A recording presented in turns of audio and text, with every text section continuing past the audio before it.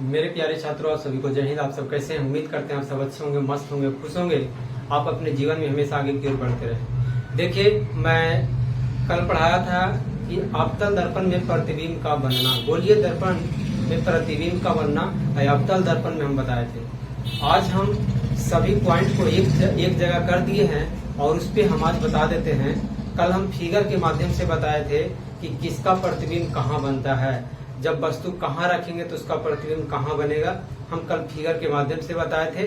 आज हम उसी पॉइंट को हम एक जगह रख दिए हैं और आपको एक जगह मिल जाएगा और उसको आप ध्यान से देखिए कि किसका प्रतिबिंब कहाँ बनता है। तो चलते हैं अपने टॉपिक के ऊपर।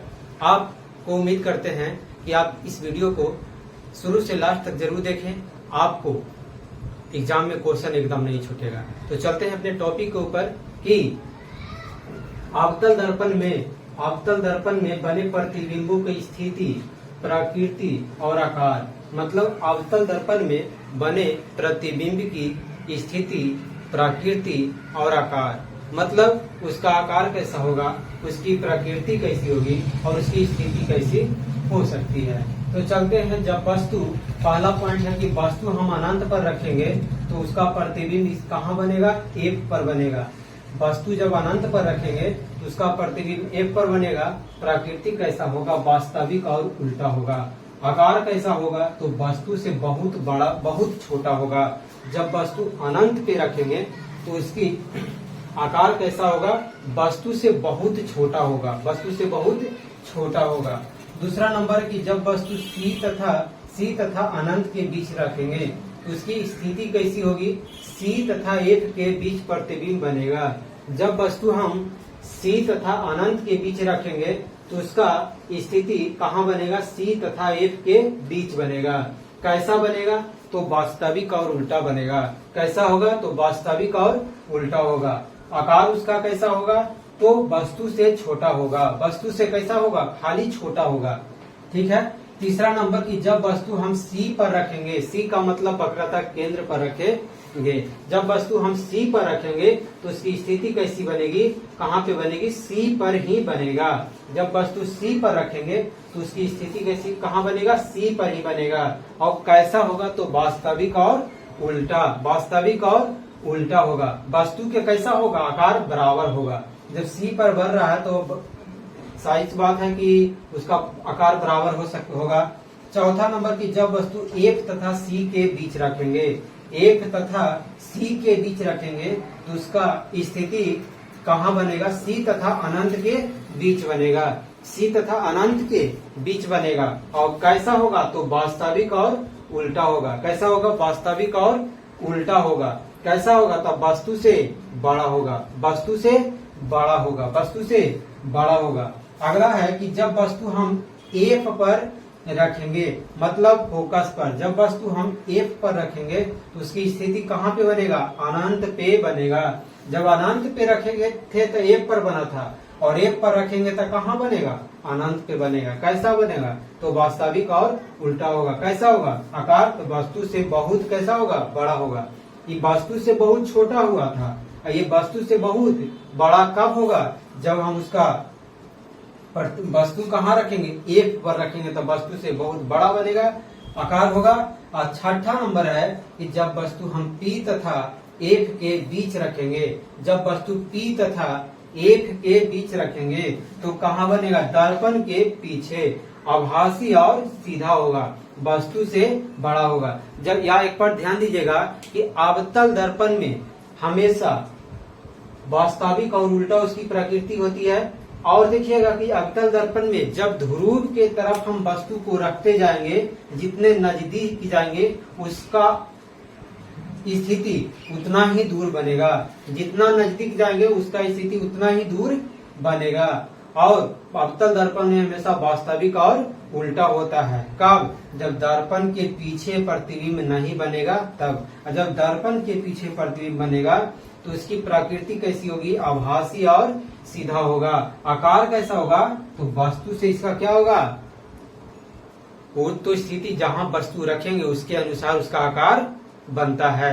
अगला हम चलते हैं कि अवतल दर्पण का उपयोग अवतल दर्पण का उपयोग हम किस किस चीज में करते हैं उस पे हम बात कर लेते हैं। तो चलते हैं, हम इसका फिगर के माध्यम से बता दिए थे, इसको हम एक जगह इसलिए कर दिए कि आपको याद करने में आसानी होगा। तो आप इसे मन से याद कर लीजिएगा, पढ़ लीजिएगा, समझ लीजिएगा। हम फिगर के माध्यम से हम कल पढ़ा चुके थे कि किसका प्रतिबिंब कहाँ बनता है। तो अब हम चलते हैं अवतल दर्पण का उपयोग। अवतल दर्पण का उपयोग हम किस चीज में करते हैं, तो चलते हैं।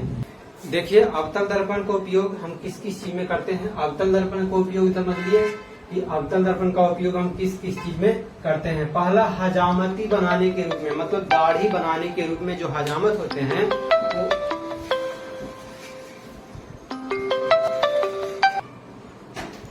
देखिए, अवतल दर्पण का उपयोग, अवतल दर्पण का हम उपयोग किस किस चीज में करते हैं। जो हजामत है, जो बाल बनाते हैं, दाढ़ी बनाते हैं, उसका जो दर्पण लगा हुआ होता है, ऐनक होता है, वह क्या चीज का होता है, अवतल दर्पण होता है। क्या चीज होता है, अवतल दर्पण होता है। मतलब अवतल दर्पण का उपयोग दाढ़ी बनाने में किस लिए करते हैं, तो इसीलिए करते हैं कि अवतल दर्पण का उपयोग दाढ़ी बनाने में वस्तु का सीधा, बड़ा तथा आभासी प्रतिबिंब दिखाई देता है। जैसे छोटा छोटा बाल, जैसे जब कोई इंसान का जब बाल बनाता है तो बाल कहीं कहीं पे छूट जाता है, तो उसका जो छोटा छोटा बाल है उसका उपदर्पण में बड़ा दिखाई देता है। इसीलिए बड़ा दिखाई देने के बाद, जब बड़ा दिखाई देता है तो हजामत से जो छोटा छोटा बाल कहूँ जगह छूट जाते हैं वो नहीं छूटते हैं। इसीलिए जो दाढ़ी बनाने में हजामत जो होते हैं उस किसका प्रयोग करते हैं, तो अवतल दर्पण का उपयोग करते हैं।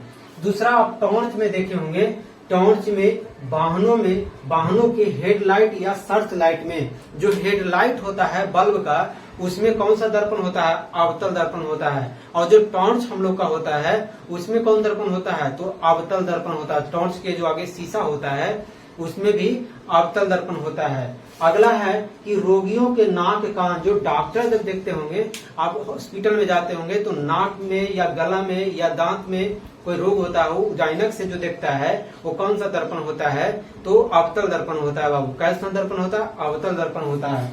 मतलब रोगियों को नाक कान गला दांत के जांच के लिए डॉक्टर जो होते हैं अवतल दर्पण का उपयोग करते हैं। कौन सा दर्पण का उपयोग करते हैं, अवतल दर्पण का उपयोग करते हैं। अगला है कि सौर भट्टियों में एक, जैसे कोई भट्टी होता है ईंटा का या कोई भट्टी होता है, उसमें भी अवतल दर्पण का उपयोग किया जाता है। क्यों किया जाता है कि जब सूर्य प्रकाश नहीं पहुंचते हैं, उसके सहारे सूर्य का प्रकाश कहूं भी ले जा सकता है। इसीलिए सौर भट्टियों में भी अवतल दर्पण का उपयोग किया जाता है। उत्तल दर्पण का उपयोग पढ़ लेते हैं यहाँ पे कि उत्तल दर्पण का उपयोग हम किस रूप में करते हैं।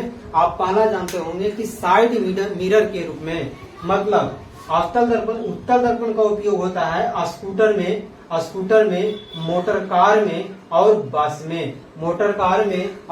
बस में। स्कूटर में जैसे एक साइड जो दर्पण होता है, मतलब साइड मिरर के रूप में, जो पीछे छोटा प्रतिबिंब होता है उसका बड़ा प्रतिबिंब दिखाई दे, इसीलिए साइड मिरर के रूप में स्कूटर में भी और मोटर कार में और बस में भी उत्तल दर्पण का उपयोग किया जाता है। उत्तल दर्पण का उपयोग किया जाता है। आपको ये, हम उम्मीद करते हैं कि आपको ये समझ में आया होगा। अब हमसे बताते हैं कि उत्तल दर्पण में प्रतिबिंब कैसे बनता है। उत्तल दर्पण में प्रतिबिंब कैसे बनता है उस पर हम चर्चा करते हैं। ये आपको समझ में आ गया होगा कि अवतल दर्पण का उपयोग कहाँ करते हैं। तो पहला है हजामती के रूप में, टॉर्च के या बल्ब वाहनों में हेडलाइट या सर्च लाइट के रूप में। तीसरा है रोगियों को नाक कान गला जांच करने में। चौथा है सौर भट्टी में। और उत्तल दर्पण का उपयोग करते हैं स्कूटर में, मोटर कार में और बस में। ये आपको समझ में आया होगा। इसके आगे देख लेते हैं कि उत्तल दर्पण में बने प्रतिबिंब की स्थिति, प्रकृति तथा आकार। उत्तल दर्पण में बने प्रतिबिंब की स्थिति, प्रकृति तथा आकार। हम देखिए, वस्तु हम अभी अनंत पे रख रहे हैं। कौन दर्पण में, उत्तल दर्पण में। मतलब वस्तु कहाँ रख रहे हैं, अनंत पे। तो बताइए, अवतल दर्पण में आप वस्तु को अनंत पे रखे थे तो प्रतिबिंब कहाँ बना था, एक पर बना था। उसी तरह से हम वस्तु जब उत्तल दर्पण में अनंत पे रखेंगे तो वस्तु कहाँ बनेगा, उसकी वस्तु प्रतिबिंब की स्थिति कहाँ होगी, एफ पर ही बनेगा। कहाँ बनेगा? एफ पर ही बनेगा। और कैसा बनेगा? आभासी सीधा। बोले थे कि अवतल दर्पण में वास्तविक उल्टा होता है, लेकिन उत्तल दर्पण में आभासी और सीधा होगा। वस्तु से कैसा होगा? बहुत छोटा होगा। वस्तु से बहुत छोटा होगा, क्योंकि वस्तु अनंत पे रखा जा रहा है, तो उसका आकार कैसा होगा? मतलब उसका प्रतिबिंब का आकार कैसा होगा? बहुत छोटा होगा। अगला है ध्रुव तथा अनंत के बीच हो तथा उसका प्रतिबिंब कहाँ बनेगा? दर्पण के पीछे बनेगा।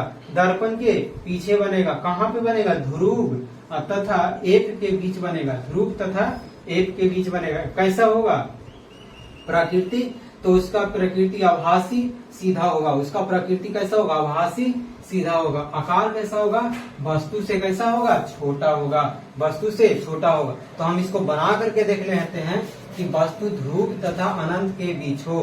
ध्रुव तथा अनंत के बीच, ये ध्रुव हुआ, इधर अनंत है, ये दोनों के बीच वस्तु हम रखे। ठीक है, वस्तु क्या किए? रखे। अब दोनों के बीच हम जब वस्तु रखे, तब देखते हैं कि सबसे पहले हम आपको बताए थे कि सबसे पहले मुख खाच के समानांतर आएगा। मुख खाच के समानांतर आया, तो बताइए जब कोई भी वस्तु मुख रेखा जब मुख खाच के समानांतर आता है, तो हम बताए थे कि सबसे पहले एफ से होकर गुजरेगा। सबसे पहले एफ से होकर गुजरेगा। पीछे वाला आप याद रखिए, याद कीजिए कि पीछे जब कोई भी रेखा जब एफ से मुख खाच के समानांतर आती है, तो सबसे पहले एफ से गुजरेगा। तो यहाँ देखिए सबसे पहले एफ से होकर गुजरा। एफ से होकर गुजरा। आप बताओ कि उसके बाद वस्तु अभी कहाँ से करेंगे?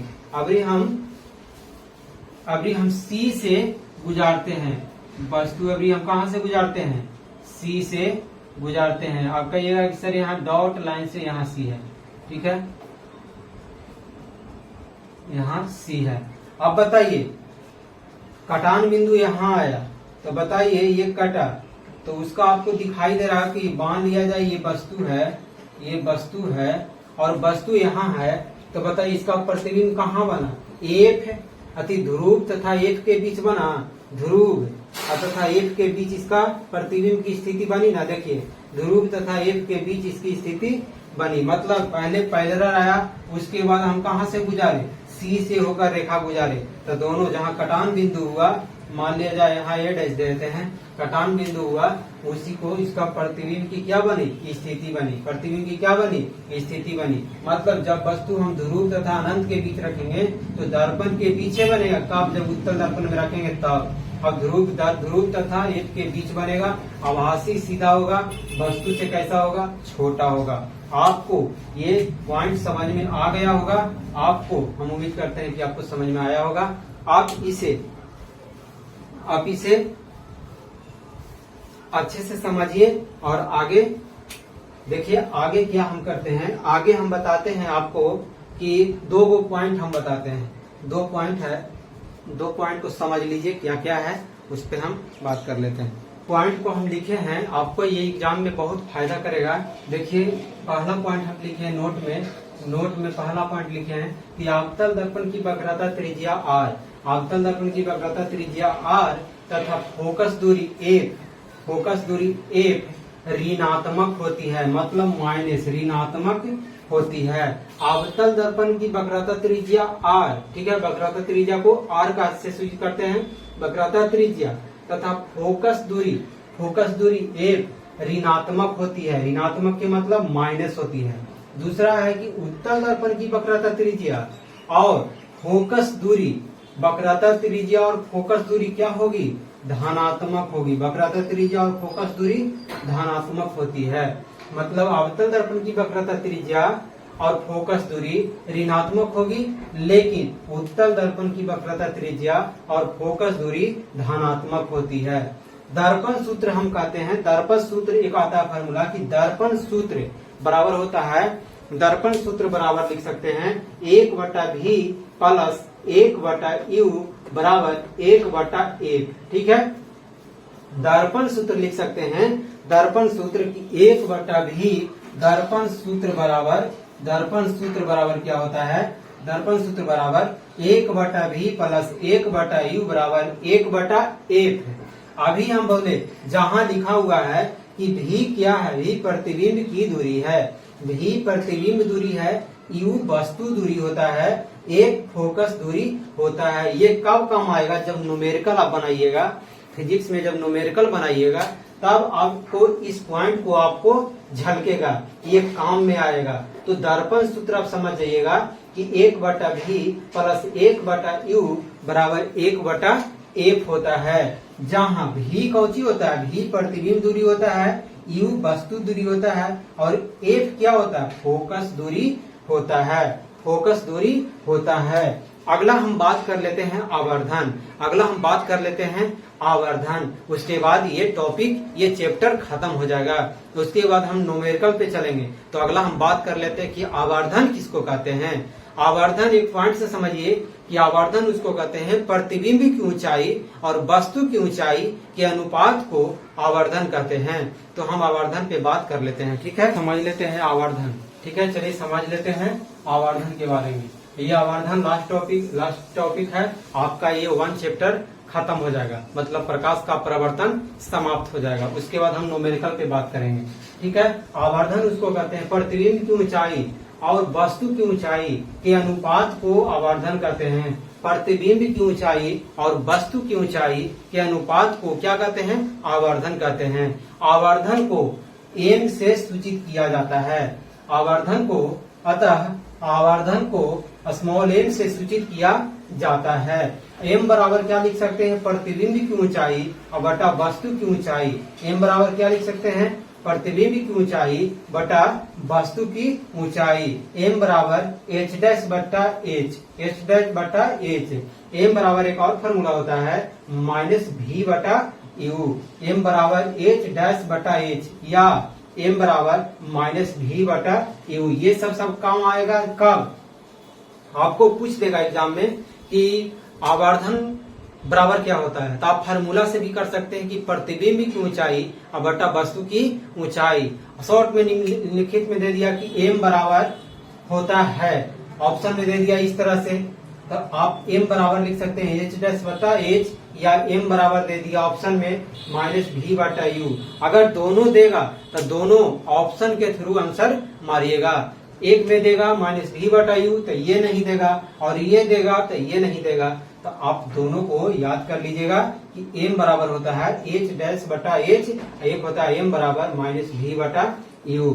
आपका हो गया चैप्टर खत्म।